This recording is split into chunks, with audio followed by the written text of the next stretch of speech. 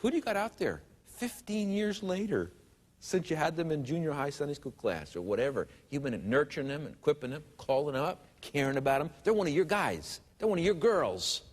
And you look at what they're doing and you say down deep inside, I had a part of that. I equipped them. I sent them. And what they're doing is they're passing it on what I passed to them. Well, grab a couple people and get started. People say, yeah, but I can't do that.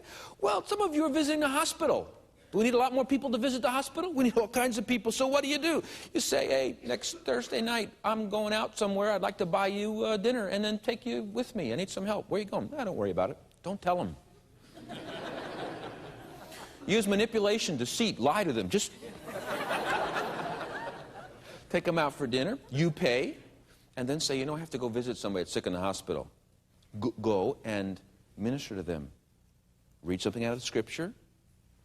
Pray with them. And then go to the next room and do it again. And they'll be sitting there. Oh, well, that was pretty good back there. Yeah, it was really tough reading Psalm 23, wasn't it? You could probably never do that. Third room down, you get started. And you look at the other person, you say, my friend's going to read you a psalm. Give them the Bible. And let them read it. You pray.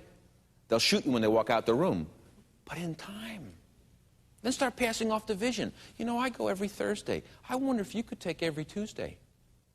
I mean, just think, if you claimed floor 3 every Tuesday, wouldn't it be something what you could do for the Lord? Before long, you could claim every floor in every hospital in the city. Why? Somebody passed it on. Passed it on. That's it. Don't you dare say, but I can't do anything. Yes, you can. Every one of us has been gifted. Take your gift, if it's hospitality, if it's singing, whatever it is, and pass it on. Do you have your own little list? Your people, your team. Well, let's see if we can't wrap up this law. And the last one is equipping has as its ultimate goal independent equippers. Independent equippers. What do I mean by that? You are an equipper who helps somebody else do what you do. What's the goal? The goal is that that person there will not only do the ministry, but will do what? That's right. Equip somebody else to do the ministry. Pretty soon you say, I think the Lord's leading me down to the other hospital down here on Thursdays. I wonder, could you take care of running my floor for me and getting somebody else? I think you're ready.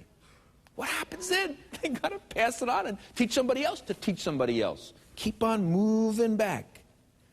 It's a great quote.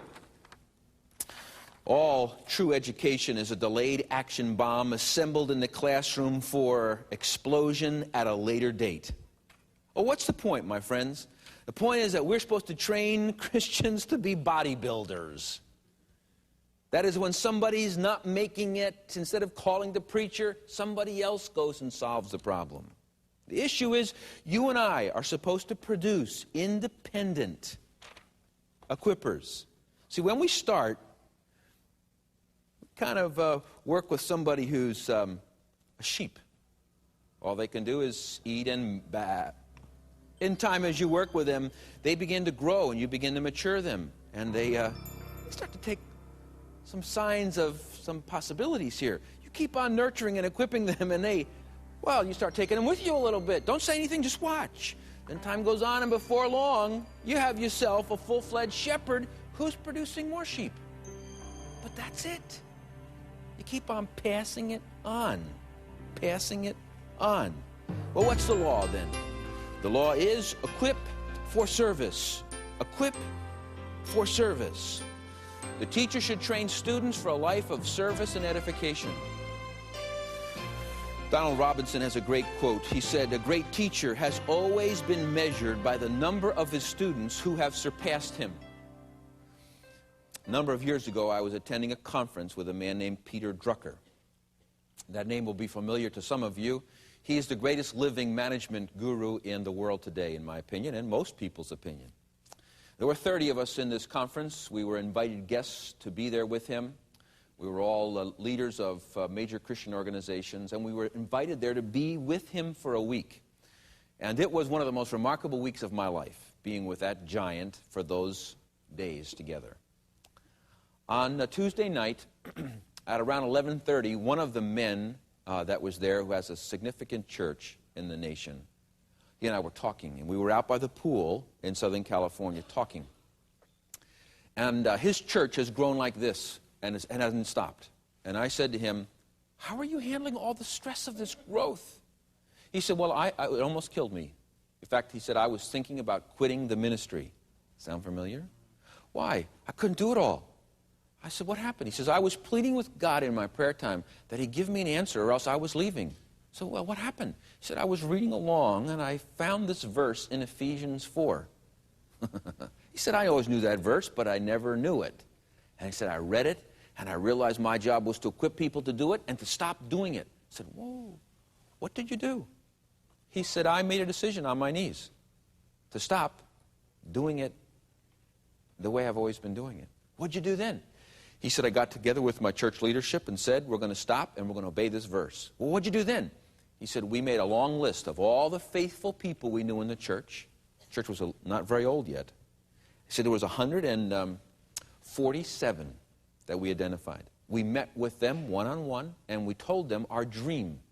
And he asked them if they would join with us in a special series of classes for a year to equip them to be ordained into lay ministry. He said every single one of them said yes. Shocked us. We had an intense year. He said then on a Sunday morning, the whole service, he says, you should have seen it. He said there I was, and I had across the front 147 men and women. And he said I had them all kneel, and I ordained them as lay ministers in our church. And I said to them, I'm taking the ministry and giving it to you. When you see somebody sick, you go visit them. When you see a family that's falling apart, you are a pastor. Go. Whenever you see a need, you are the pastor. Go. So what on earth happened? I mean, this was late at night. I was exhausted, but I was exhilarated. What's the end of the story? He said, well, I didn't know what was going to happen till the next day. I said, well, what happened the next day? He said, well, usually the telephone in the church rings off the hook. So what happened? Nobody called me all day. Nobody called you? I said, nobody called me. So what happened the next day? I got a couple calls, but nobody was calling. I wondered if my sermon was really bad or what. He said, then one of the key leaders in the church got in a terrible accident and that afternoon. And I couldn't break away from all the things I was in, meetings, until later that night. And I went right over to this hospital, to the critical care unit, and I came up to the duty nurse and I said, ma'am, I had to visit such and such. And she says, I'm sorry you can't. And he said, I believe I can. I'm the man's pastor. Oh, no, you're not. What do you mean? What do you mean I'm not? No, there's been 8 people here before you. They've all said they've been his pastor. Oh, yes! That's it! That's it! A pastor didn't call anybody. Why? Everybody realized I'm called to do that. Now, stop looking at the preacher. Turn right around. Pick up that old mirror. That's you. It's you. You are the teacher. Don't go pointing your bony finger at anybody. You are responsible for you. Who are you going to equip to do what? Who's on your hit list of the next person you want to get on your team? And what are you going to train them to do? And if you don't have any ministry yourself, well, when are you going to get ticked enough about that to go fix it? Find somebody who's doing something and say, can I watch you and can you help me do it? They'll say yes. Whatever you do, don't pay someone else to do what God has called you to do.